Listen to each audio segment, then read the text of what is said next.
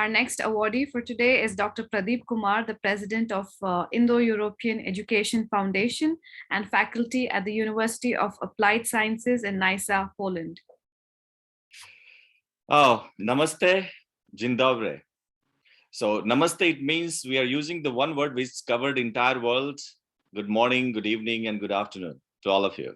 And dzień dobry from this area where I'm belonging to, Poland. As I believe that education is not just learning of facts, but it is a training about the mind to think. So once we start thinking, we think about GCPIT by creating such fantastic platform and bringing different mind from different part of the world. So I really congratulate you. Thank you. And I appreciate you for providing such platform and honoring me with such fantastic award by recognizing my activities and actions in Poland, in European Union, in Europe, and India, covering around the globe. So thank you so much. You know, when I have received this award, it's a great feeling because particularly I had some interaction with Aparnaji when I was in a village, one very interior area of Bihar, that was the Madhubani district. And I came back a few days before from India by traveling around almost entire India. So recognizing my work at this platform with these global young leaders, I'm really feel privileged and honored. This is my 5th award in last 2 years with the recognition 2021 and 2022. That gives me more energy and enhance me to put my efforts through traveling and reaching to the poorest from the poor from different part of the society. It is not limited to India, it is not limited to Poland, it is not limited to Ukraine, but it is extending around the world. And that is the passion what I'm getting from this platform as well by listening this so encouraging mind and doing fantastic activities, fantastic their job in their own field. So thank you so much.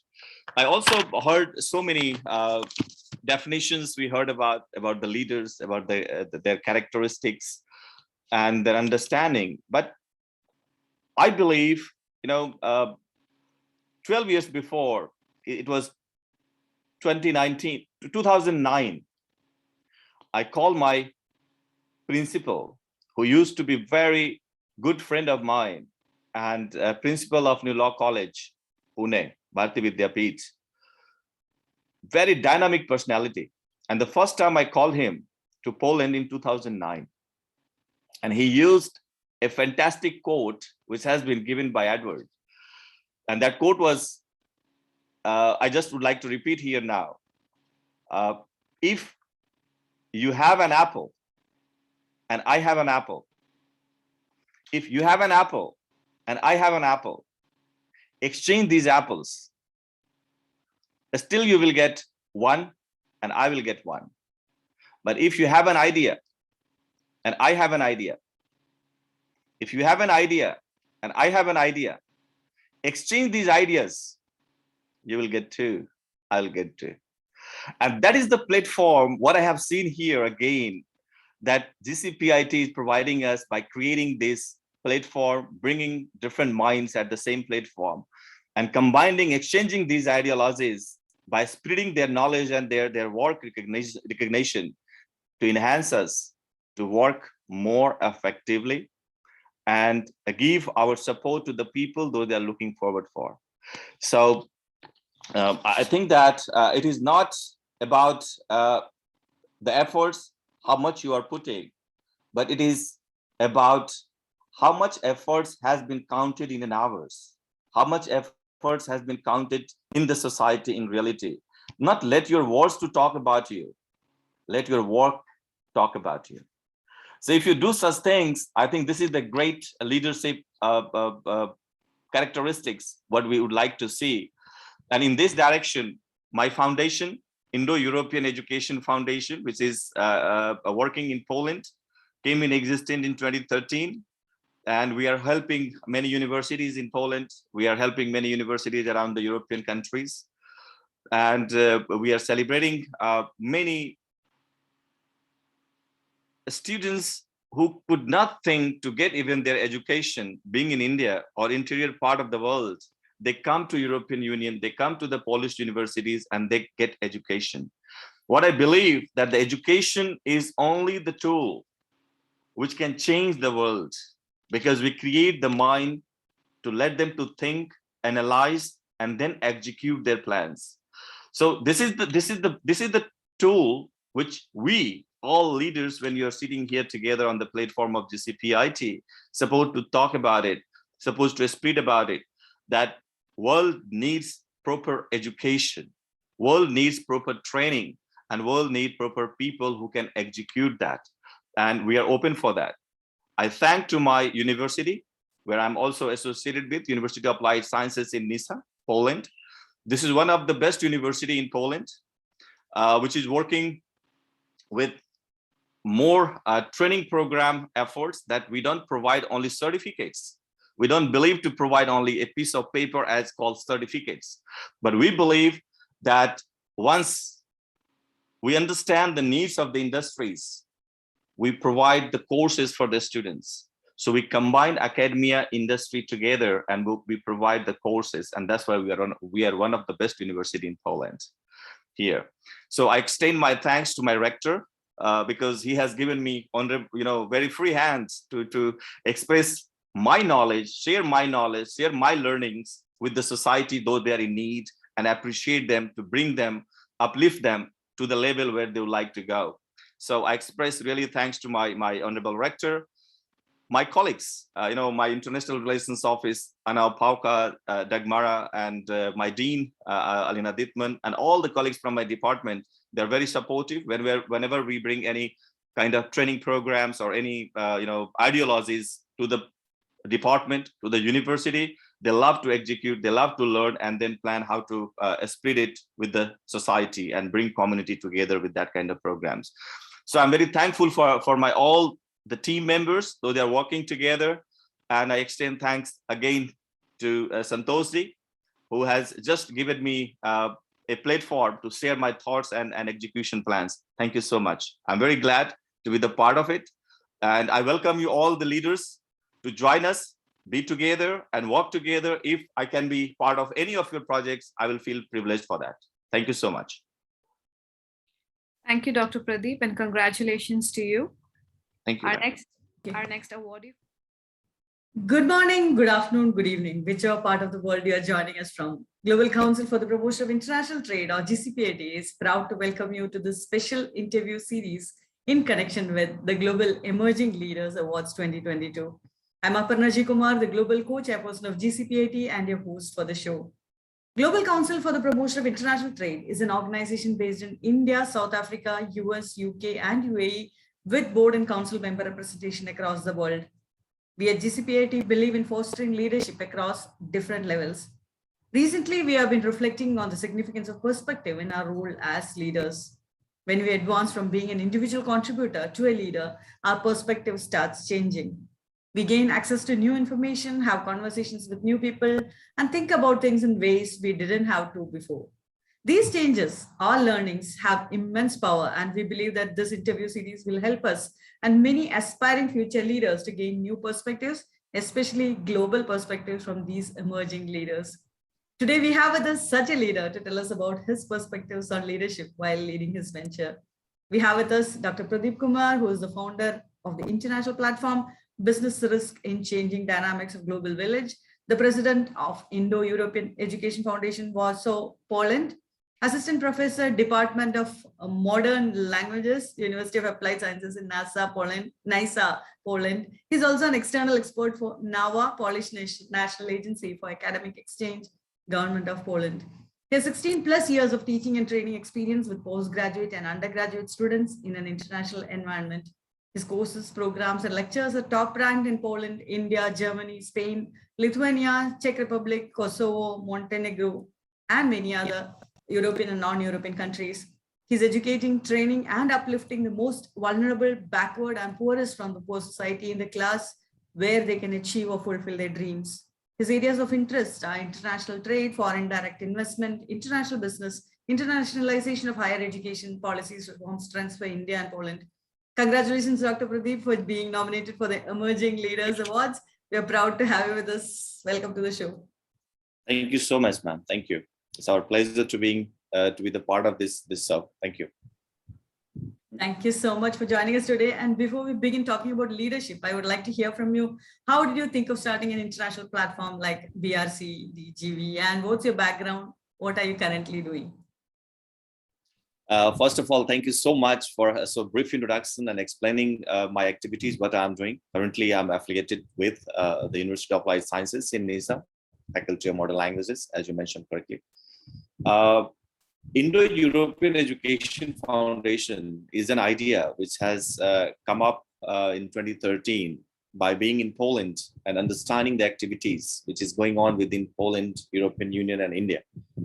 And because I was more keen being in education sector, I started my PhD and completion of PhD. Understand that there is a gap between Polish education system and Indian education system.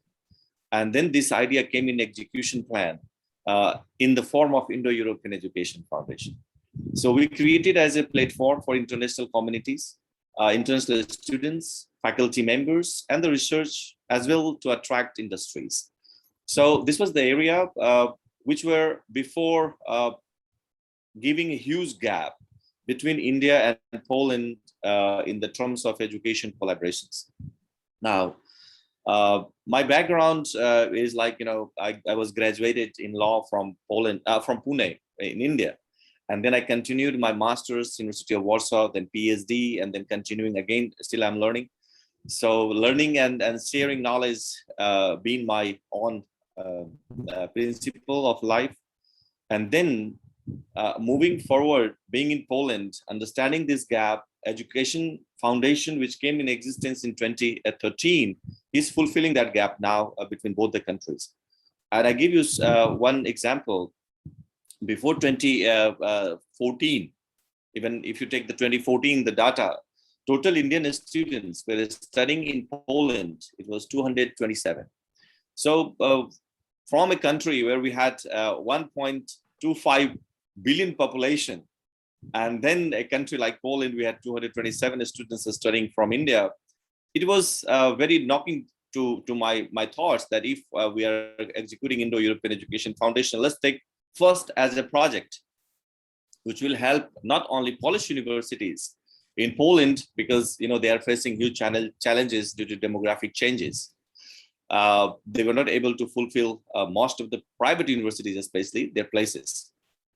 And in India, we have so huge demographic changes that students, they're not able to admit in the universities. Because if you take GER ratio, that is 24.3%. So still out of 176, they were not able to admit in the universities. So we take this project, we executed that project, and until 2019, we were able to reach 9,000 students in Poland before COVID. So that was the project which enhanced us again and again to go ahead with the education section. And we are working very efficiently. I also help students from different part of India, though they are socially, economically backward, providing them social responsibility with scholarships, European Union fundings, from foundations fundings, and as well as universities scholarships. So there are different activities where we can support them, where we are helping them. And you can see now I'm sitting in a very remote village, a district called Madhubani. And that is my native place, actually. So I'm belonging from Madhubani, which is my native village. And I'm sitting here for one night. I just came yesterday and meeting with all my relatives and then moving on tomorrow morning. But it wasn't just like to come here. Even in this region, if any student who is seeking education abroad, my foundation is coming forward to help them to go ahead for taking education in Poland and other part of the world. So this is my background and how I'm working with. Thank you so much, please. I think Yes, I think that's amazing what you're doing, and God bless you for that. And if you had to pick 4 or 5 words or short phrases to describe how a successful leader in a global environment operates or behaves, what would they be? You see, I just give you a short example and then we can move on. I'm a person basically from Bihar, and where a schooling education system is known to the world how it was. We had a huge history, but at the same time, we have the worst system because I'm the person who used to go to sit in a school down to the mango trees. You are carrying your own carpets, sitting there, taking your lectures, and getting back to home. So this kind of a school you are facing, and still thousands of students, they are facing the same education system in Bihar. When I'm visiting even today, I have seen the similar things. And that makes sad. So what gives you motivation to be a leader actually? That is your self-motivation. When you are watching these things, when you are facing these challenges, it motivates you more. It gives you more strength to face the social challenges what you are facing and be stronger to find the solution for such kind of activities by your own, as well as from the communities, and you are approaching government to change their thoughts by executing some new policies which will help thousands and millions of people who is seeking that kind of possibilities. So I believe that the successful leader must be self-motivated for learning and sharing knowledge, because it is a process. It doesn't come in a day. So leadership is not, you cannot be a leader just you are born and you become a leader. You face the challenges, which gives you more strength and helping you your motivation. So I think that the self-motivation is very strong. It must be there. Future perspective must be also very clear, because where you are looking yourself in next coming 5 years, 10 years, or 20 years, that's supposed to be targeted by yourself, right? And then not only you are dreaming about where you are watching yourself in next 5, 10 years, but again, you are executing policy to achieve that goals, how you are going to work for it. So leaders are not created by following the easy ways. It comes by facing the challenges. So I think that leadership is about thinking about the better lifestyle. It is not about himself only, but it is also about the development of his colleagues, his community, and the society where he is belonging to. So if you are in a corporate, if you are in an industry, your job is the same. At the same time, you are motivated by yourself, but your job should be also diverted to your colleagues, your workers, your employees, to motivate them to take their 100% efforts to help your motivation to be improved. So I think that this is very important. And again, understanding of the cultural differences is very important, because when you are associated with any industry or any corporation, in my example, basically I'm from Bihar, then working in Pune, then working in Mumbai, then later on in Warsaw, now working with the public university, the government officials, running organization. So it is very difficult to just execute your own principle in every environment. You have to understand that different cultural expectations, the locality practices, so the local cultural practices, adopting them in your thoughts, motivating them to work with you, and then you are going ahead together. I think that is the best way to succeed and going ahead with your own thoughts. So this is the best key for the leadership, I guess. Yeah. Thank you so much for sharing that. I totally agree with you. It's not only the scenario in Bihar, it's all across the globe. We face a lot of challenges. We see a lot of issues, and having being empathetic and helping others is always very, very important. And my question actually was, and next question was, can you describe the differences in the organization culture between a global environment and a more local or regional environment? Yeah. I think. Thank you for asking this question, because today, especially, this is the best example. You are somewhere located in the world. I'm somewhere located in the world very remotely, in the remote area, where the internet is not working very, very good. 4 or 5 days before many things happen here, and everything was closed almost. We were watching news, and that motivates me again to come here, because we are working globally. but I consider that there is a word called globalization. So globalization, how you make local to global. And my foundation, my leadership is moving forward by taking this principle, because globalization is one of the most profound forces in our contemporary economic environment. Although support for free trade and open border is not universal. As we are working watching in India itself, because since last week I'm in India and traveling different part of the country, understanding the different culture and the local products. So product, I take education as a product. And when education as a product, which kind of services you are providing, it is very important. Because once you make local to the global market, that defines your activities in the large number, in the medium scale, in the activities where you are involved and indulged, then the company's goals, how you are achieving and how you are moving forward.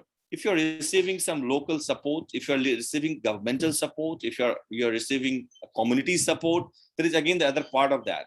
So though it is internationally linkage, you understand, today we have in India 993 universities in the country, where we consider the largest university or colleges network in the world.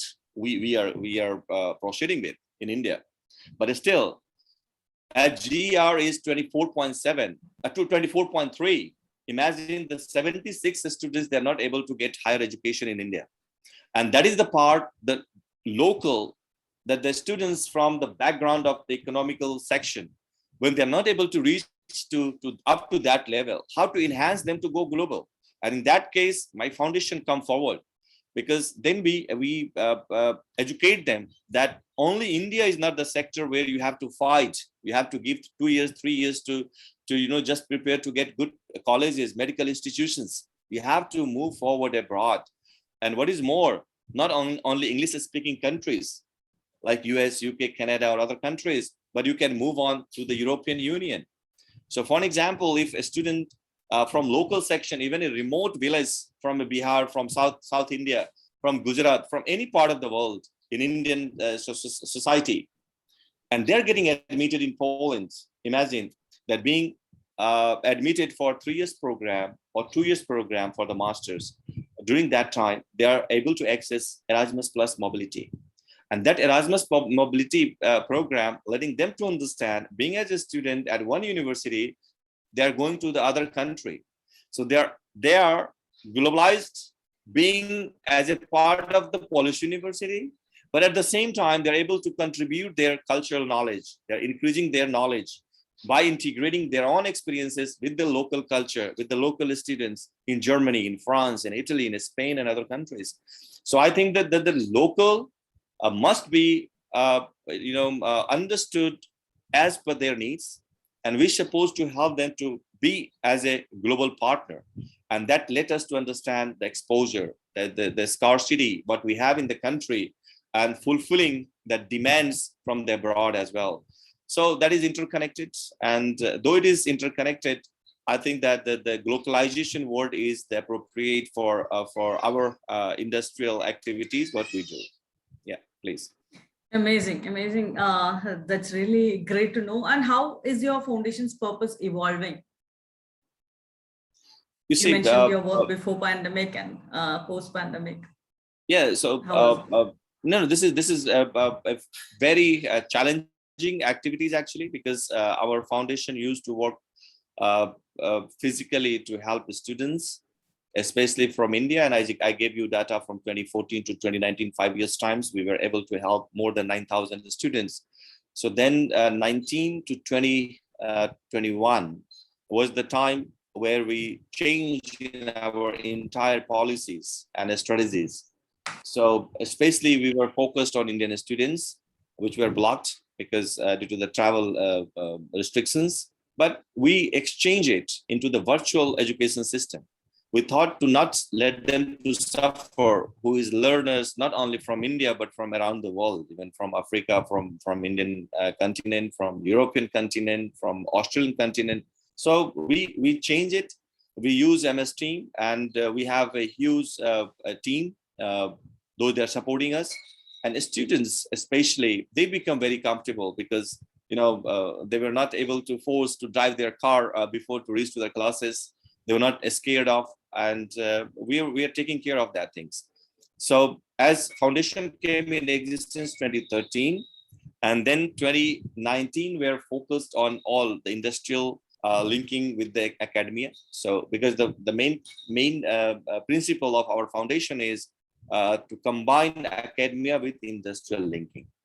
So in that case, virtually we started to give training to our students, and as well as the industries, though they are seeking cooperation with India and Poland, and not only but also Spain and Germany. So even during that time, we have expanded our partnership with new partners, and we have signed 10 new agreements. So yes, that time was quite good. It was also recognition from the government of India and the Polish institutions. So yeah, we did great. And we are moving further. At what we have learned from this 2 years time, we understand that the education is not going to be the same as it was before 2019, because 40% of the education is focused on virtually.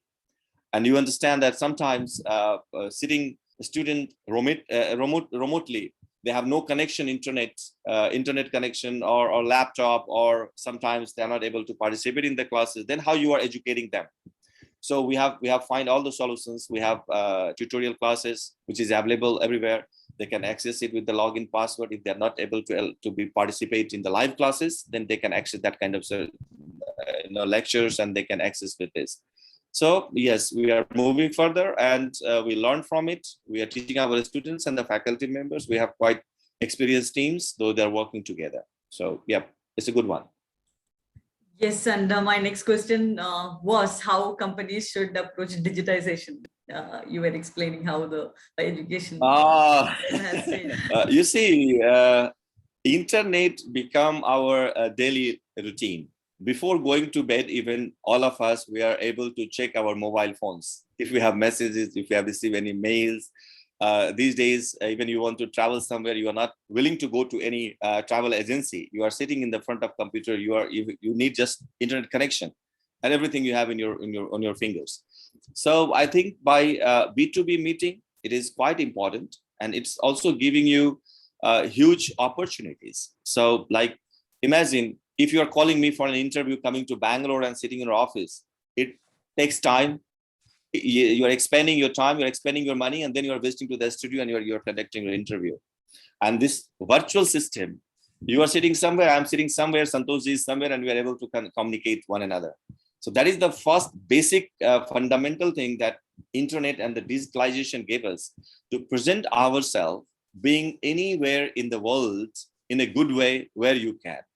So you can have good management of timing, you could have good management of finance.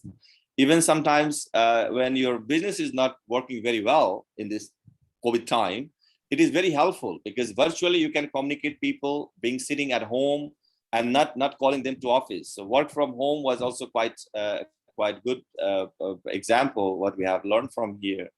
The area of online businesses that will most affect here now in the global customers, that is a retailing sector. So generally, we are not in that sector. We're in the education sector. So we are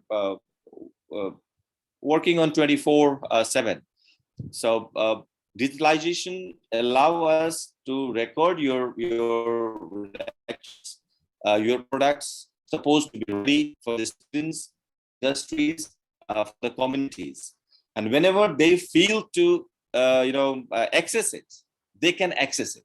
So they are not working according to your timing, but you let them to work according to their timing. So this is giving us flexibility. And that flexibility is also helping us to move forward for our businesses. Yeah. And what was the most challenging difference in leadership or culture that you had to understand and overcome in a globalized economy? This is one of the most challenging sector, because in my own case, I have experienced that. So there are challenges, that is fearing investors, that is also fearing the industries, businesses, education sectors. and especially with the emerging developing countries such as India. When we are able to receive the huge investments in 2022, and it is what do you call giving giving a perspective that we will be the highest foreign capital receiving countries in coming years. So in that case, I came across many factors which is affecting relations between India, Poland, European Union. And recently you heard about that the European Union and India is starting their talk on free trade agreement, AFTA, which has already begun from 2007. Then it was blocked and coming up. Then if you realize that whole scenario, why it happened with AFTA, cultural differences, because the talking style, the needs and the process is different. What you call a corporate culture, practices of corporate culture is different in India than in Europe. Here, for an example, I just gave you one example that if you want to hire a driver in India, in anywhere, I guess, even in Bihar, Pune, Maharashtra, you go, or Bangalore, you come up. And if you are hiring a driver, a person who is coming to your door and asking you, sir, can I get a job for being a driver? You said, okay, come from tomorrow. And you agree that, okay, I pay you for 10,000, 20,000 rupees. There is no agreement. You don't sign agreement. Your word become an agreement. In Poland or in European country, your word is not that much appreciated, but your agreement, written contract is that much appreciated. So once you give promises, you should convert that promises in the terms of written agreement. That is the first cultural differences what you are facing. So even you pay them 100 rupees, 1,000 zloty or 2,000 zloty, you have to write down. And then only once it's written and signed, then the driver come to your door to drive your car from the next day. But India is working differently. That is the first difference. And second thing is that people practices differently. So imagine a country like Poland where we have a cold temperature. So the maximum temperature now is around 22, 23, now 25 max. In evening you have 6, 7. And in that case, if a company from Poland, a company from India who is producing sari, for example, and going to Poland and willing to produce the same product in Poland, simply they will collapse, because they need to understand the cultural practices with the environment and the climate, and accordingly they have to launch the product. Similarly, if a Polish company coming to India and they are producing the products according to their needs, which is accepted and very much largely produced in Poland, they have to consider Indian requirement, not as a Polish requirement. So these are the differences. Number two, we have companies like Can Pack. Those are in the practices of packaging. Another one is Bella, that is TJ Demo from Torun, from Poland, and they're working here at the different locations in India. But they are very much focused on the product which is needed in Indian market. They are considering to hire most of the people at the local production houses from the local society, rather than taking from the high management from their own countries. So I think that in that sector also, the practices are very much depending on the people locally, and then the top management, which is coming from the origin of the country, so home country, and the host country is letting us to understand the local culture and move on. So in my case, being in Poland, I understand the local needs, and the local needs was that the demographic challenges. Being in Poland, students, they were not able to get admissions. So in that case, I execute a plan where Indian students can get an opportunity to go to Poland, fulfill that places at the lowest cost, even with their scholarships, and get the better education with the best exposure. And that things let us to understand the cultural differences, how let us to motivate and execute new plans and the policies for understanding the cultural needs. Yep. What different perspectives do you bring to your sector as a leader? I know that you have been explaining it quite a lot, but I would like to explain a little more. Yeah. So you see, investors should be very clear about the objectives before entering in the market. Investment is not need to be based on their own thoughts, but it must be based on the research and the successful factors. So, for example, just a small difference I'm presenting you here. Contacting your own partner in India and Europe. Generally, now thoughts are changing, but especially if you drop an email to your Indian partner, you can expect response maybe in 5 days, 10 days, or even someone will not respond to you if he's the highest authority, because he's not checking his mail by his own, his secretaries or somebody will be responding you. But if you are writing an email to the board of directors or the management board or anyone at the highest authorities in Poland or in Europe, you can expect your response within maximum 3 days, even sometimes in an hour, 24 hours. So you can expect something you're writing, so you will receive in response. In India, you cannot. So in India, contacting most effective form is take the numbers, if you have contact number, and dial the number, and then you reach them. So this is the most efficient way to contact.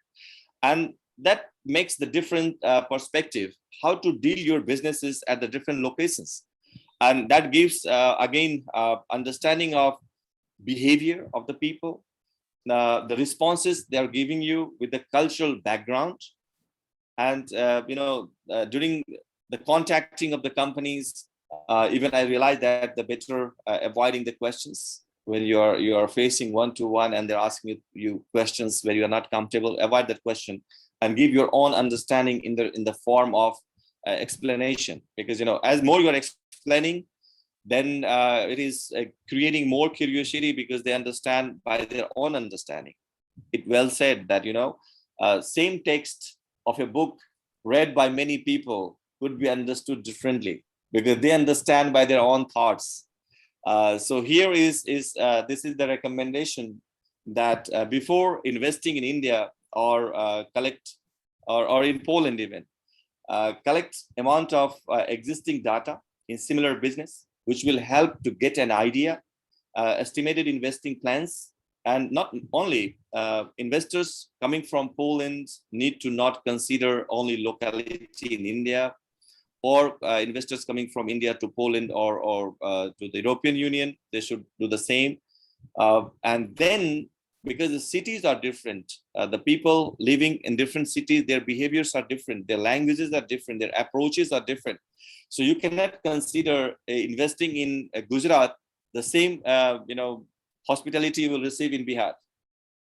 So at that place, the different locations, the different cultural practices, and the different market is enhancing us how to execute that plan, but that is only based on the research and your strategies of the companies, how you're going to move on. What advice would you give to someone who has taken a senior leadership role to be more impactful in the role they have taken up?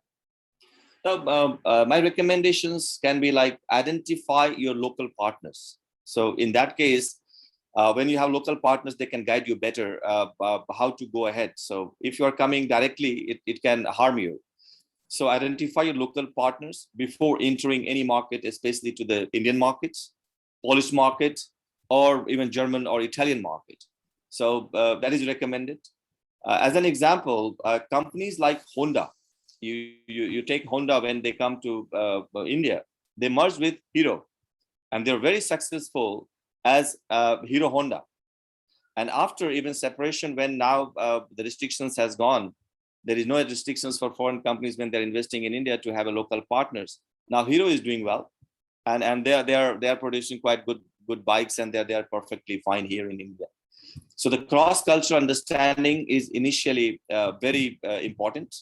Working style in Poland, in Europe with Polish companies, or in India with Indian companies, you should expand your knowledge before going ahead with your work plan. Another point is expanding knowledge about the market with business interest, because some travelers, when they come to India, they have different opinion, but when I told to my different partners in Poland, I used to tell them, that India is the country where you can find everything. Everything. It depends on your eyes, what you are looking for. Similarly, Europe is the continent where you can get every possibilities. It depends on you, how you are looking further to go ahead. Now we have PICE, that is the police agencies. They are helping extending businesses. We have Indian Industries Council. We have Co-Federation in India. We have also Indian Chamber of Commerce and Industries. So they are helping us. We have Indo-European Education Foundation, especially in education. So we are coming forward to help them out. So, these are I think this is the best suggestion before going to the market. Find your local partner, make your research, expand your knowledge, and then go ahead with your investment plan or expanding your business.